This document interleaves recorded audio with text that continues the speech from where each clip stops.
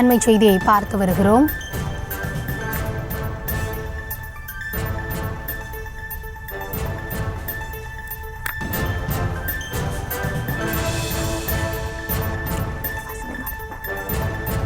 வாடகை பாக்கியை மீனாட்சி அம்மன் கோவில் நிர்வாகத்திற்கு அறநிலையத்துறை செலுத்தவில்லை என்ற புகாரானது எழுந்திருக்கிறது. மதுரை மீனாட்சி அம்மன் கோவிலுக்கு சொந்தமான இடத்தில் கட்டப்பட்ட அறநிலையத்துறை மண்டல அலுவலகம் 2017ஆம் ஆண்டு கோவிலுக்கு சொந்தமான இடத்தில் வாடகை அடிப்படையில் அலுவலகமானது கட்டப்பட்டது.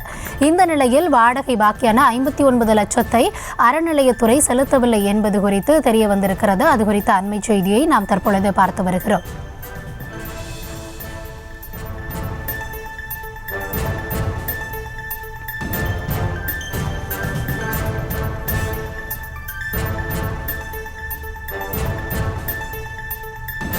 உலக பிரசித்தி பெற்ற அருள்மிகு மீனாட்சி அம்மன் கோவிலுக்கு அறநிலையத்துறை வள்ளலார் அலுவலகம் 59 லட்சம் வாடகை பாக்கி வைத்திருப்பதாக தகவலானது வெளியாகி இருக்கிறது. இது குறித்தான விவரங்களோடு இணைந்திருக்கிறார் எம்முடைய செய்தியாளர் நவநீத கிருஷ்ணன். நவநீத கிருஷ்ணன், வணக்கம். இந்த வாடகை பாக்கி தொடர்பாக அதிர்ச்சிகரமான தகவல் வெளியாகி இருக்கிறது. இது குறித்து அறநிலையத்துறை தரப்பிலிருந்து ஏதாவது விளக்கம் அளிக்கப்பட்டிருக்கிறதா? இது குறித்தான நடவடிக்கை ஏதாவது எடுக்கப்பட்டிருக்கிறதா? விரிவான விவரம் என்ன?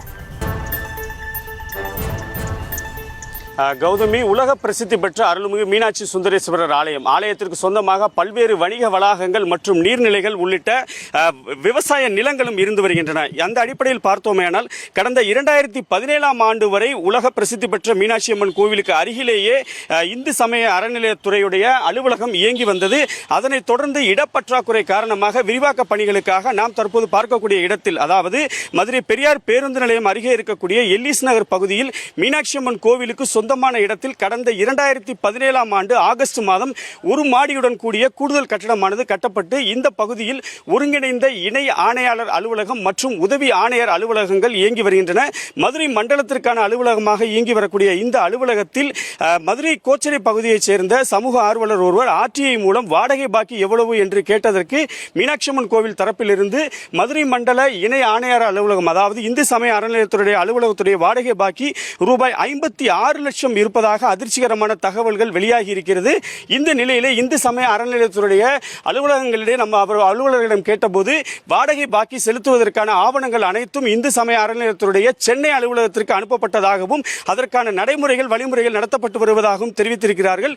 விரைவில் கிட்டத்தட்ட 20 to 30 நாட்களுக்குள்ளாக இந்த பணம் செலுத்துவதற்கான நடைமுறைகள் நடைபெற்று வருவதாகவும் தெரிவித்திருக்கிறார்கள். மொத்தத்தில் பார்த்தோமேனால் இந்து சமய அறநிலையத்துடைய அலுவலகம் மீனாட்சி அம்மன் கோவிலுடைய இடத்தில் செயல்பட்டு வரக்கூடிய நிலையிலே வாடகை பாக்கி இருப்பதாக அதிர்ச்சிகரமான ஆர்டிஐ தகவல் வெளியாகி இருப்பது குறிப்பிடத்தக்கது.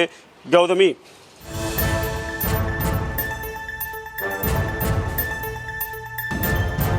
விவரங்களுக்கு நன்றி நவநீத கிருஷ்ணன். செய்திகளை உடனுக்குடனும் துல்லியமாகவும் தெரிந்து கொள்ள சப்ஸ்கிரைப் பண்ணுங்க.